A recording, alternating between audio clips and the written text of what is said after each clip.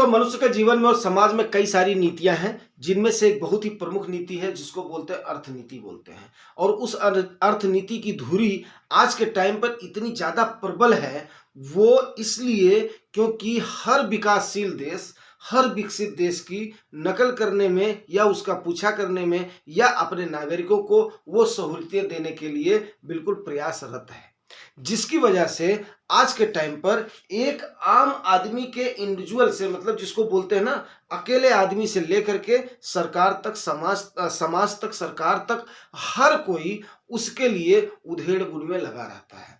जैसा कि लक्ष्मी जी की आरती में जानते हो, धन वैभव खान पान सब कुछ मैया तुम्हारी वजह से आता है, ऐसा करके आप आराधना भी करते हो। तो जाहिर सी बात है, अगर वो आप आराधना कर रहे हैं उसमें कोई भी बुराई नहीं है। और इससे ये साबित होता है आप एक उद्यमी व्यक्ति हैं, आप अपने पैसे को काम पर लगाना चाहते हैं। आप बोलते हैं भाई अगर मैं निठल्ला नहीं बैठा हूं तो भैया आप भी नहीं बैठे हो। और जाहिर सी बात है, अगर आपका पैसा आपके लिए काम कर रहा है तो आप अमीरी की तरफ अग्रसर हो रहे हैं, इसमें कोई भी संदेह नहीं है। ठीक है ना। तो अब इसके बाद में आपको पता ही है कि आज के दिन फाइनेंशियल ईयर 2023-24 का लास्ट है। लास्ट इसलिए है, आज नहीं होना था, फ्राइडे को होना था, बट क्या है, फ्राइडे को है गुड फ्राइडे, सैटरडे को आपको पता है मार्केट खुलती नहीं है, और संडे है आपको 31 को। तो अगला जो भी सेशन होगा वो कब होगा, आपको फाइनेंशियल ईयर 24 और 25 में। ये लास्ट वीक था। मंथली एक्सपायरी भी हमने यहाँ पर देखा है, और मंथली एक्सपायरी मान लो, वार्षिक एक्सपायरी मान लो, ये हमने इस वीक में ही देखा है। और ओनली द 3 ट्रेडिंग सेशन इस वीक में हुए हैं। ठीक है ना। अब आ जाते हैं आज के सब्जेक्ट पर। आज का सब्जेक्ट है क्या खोया क्या पाया, अलविदा वित्त वर्ष 2023-24। एज इन्वेस्टर जाहिर सी बात है आपको पता होना चाहिए कि 2023 में क्या रुझान रहा है, क्या मूड रहा है। तो आपको एक बात बता दूं कि 2023-24 में कोई भी संदेह नहीं है, वो आम इन्वेस्टर्स का साल रहा है, मिड कैप और स्मॉल कैप का साल रहा है। जिस मिड कैप और स्मॉल कैप के भरोसे पर लोग सोचते थे कि यार हम यहाँ पर ज्यादा रिस्क लेंगे, हम यहाँ पर ज्यादा कमाएंगे, ये आज की टेक्नोलॉजी है जिसकी वजह से हम और आप आराम से बात कर रहे हैं। उसी का प्रभाव है कि आम नागरिक ने उस चीज को समझा है कि भैया बड़े बड़े लोग कहां से उनके पास धन आ जाता है, कहां से वो लोग क्या करते हैं, और उसने जम करके लिया। लेकिन इनकी भागीदारी इतनी जबरदस्त रही कि आपको मैं क्या बताऊं, और जिसकी वजह से सेबी और एमपीएफआई के भी कान खड़े हो गए। ठीक है ना। Association of mutual fund India के भी कान खड़े हो गए, उनकी कुर्सी भी डगमगा गई कि ये हो क्या रहा है। और लिहाजा उन्होंने स्मॉल कैप का क्या करवा डाला, स्ट्रेस टेस्ट करवा डाला। क्या करवा डाला, स्ट्रेस टेस्ट करवा डाला। ठीक है।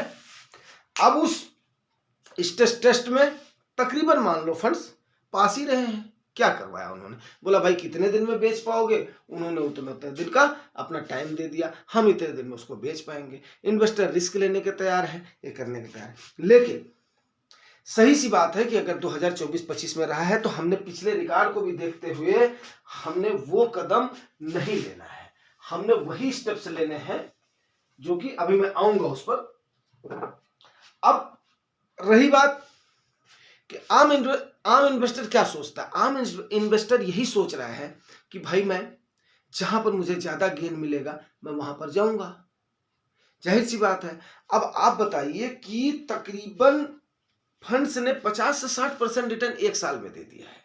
आप ये मान करके चले जिन्होंने डायरेक्ट शेयर्स में लगाया है, मुझे तो देख करके ताजुब हुआ है, 800-800%, 600-600% की रिटर्न कई सारी कंपनियों ने जिनकी कोई भी हैसियत नहीं है उन्होंने दे दिया है।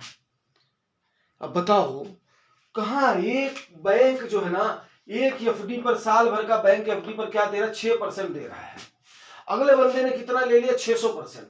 अब एक ने अगर 600% मान लिया, एक कंपनी ने दे दिया है, तो उसके बाद में क्या हुआ भाई, अनुभवहीन तो है ही है इन्वेस्टर हमारे, इसमें तो कोई दो राय नहीं। कई सारे अनुभवहीन है, कई सारों ने उसमें लाभ अपना कमा भी लिया है, उनका तीर लग गया, तुक्का लग गया, जो भी हुआ हो, लेकिन उन लोगों की चूल तो हिल ही गई, क्योंकि भाई म्यूचुअल फंड के जो फंड मैनेजर है वो बोल रहे हैं स्मॉल कैप वाले भैया मेरे पास तो अपना भर भर के पैसा आ रहा है, मैं तो उसको मैनेज ही नहीं कर पा रहा हूं। क्यों? क्योंकि आम जन उसमें पैसा डाले जा रहा है। अब सबसे बड़ी बात क्या हुई, जो बड़े बड़े मगरमच्छ थे उनके लिए बड़ी मुश्किल हो गई। क्यों? क्योंकि उससे पहले फंड मैनेजर दांव लगाए फिट है, दांव लगाए फिट है। अब वो लगाए तो कब लगाए, वो गिरता नहीं है कि तब तक उसके बाद में जो रिटेल इन्वेस्टर है वो भी खरीद लेता है, जो अपना म्यूचुअल फंड के वो है वो भी हाथ मारना शुरू कर देते हैं। तो काफी सारी इसमें चुलचाल मची रही किसमें, 2023-24 में। तो 2000 निसंदेह 2023-24 मिड कैप और स्मॉल कैप का वर्ष रहा है। अब इस स्ट्रेस टेस्ट के कई मायने निकाले जा रहे हैं। क्या? सरकार का और बड़े बड़े उद्योगपतियों का दबाव रहा है कि इस प्रकार का टेस्ट करवाया जाए। क्या एक्चुअल में सेबी और एमपी गंभीर है आम इन्वेस्टर्स के हित को लेकर के, या आम इन्वेस्टर उस बात को समझ रहा है कि मैं रिस्क का एपेटाइट ले लूंगा, इतने साल मैं वहां पर रहूंगा। तो अब कई सारी संभावनाएं बन रही हैं। अब उसमें चर्चा का विषय यह बन जाता है कि अगर आप मेरे व्यूअर और सब्सक्राइबर हैं तो आप वहां पर क्या करें, ठीक है ना। आप वहां पर कुछ भी ना करें।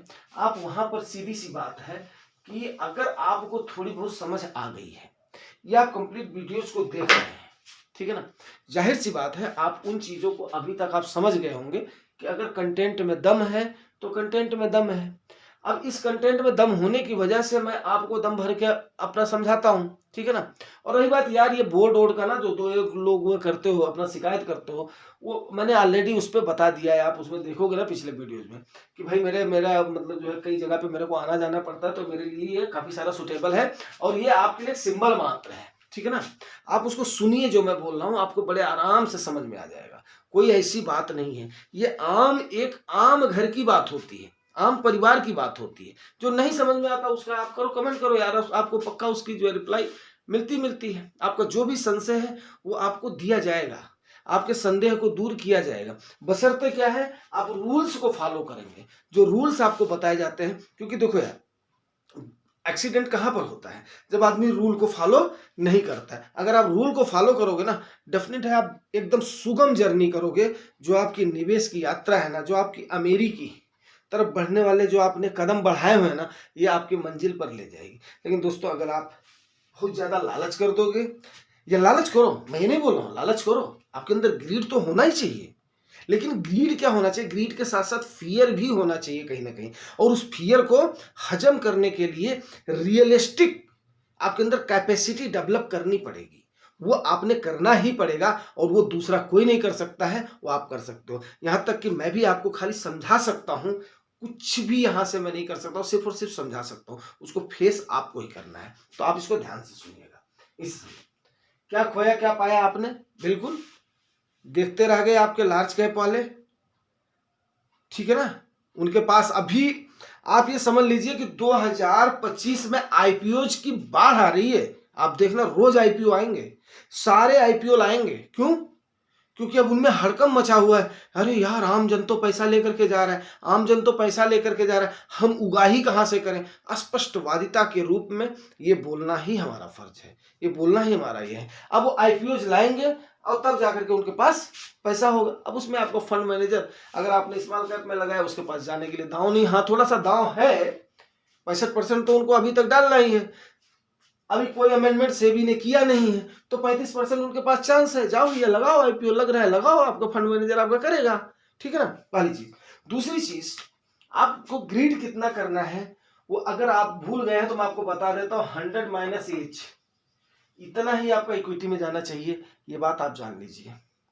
क्या खोया क्या पाया के चक्कर में ये बताना आपको बहुत जरूरी है, नहीं तो खोगे ज्यादा पाओगे कम। अगर आपको मैक्स टू मैक्स पाना है तो 100 - H का पोर्शन ही आपको इक्विटी में जाना चाहिए, ठीक है ना। अब 50 साल का बंदा है, अब वो बोले मैं 80% पैसा इक्विटी में लगाऊंगा और वो भी किस में लगाऊंगा, स्मॉल कैप में लगाऊंगा, कैसे काम चलेगा यार। 40 साल का बंदा है, वो बोलेगा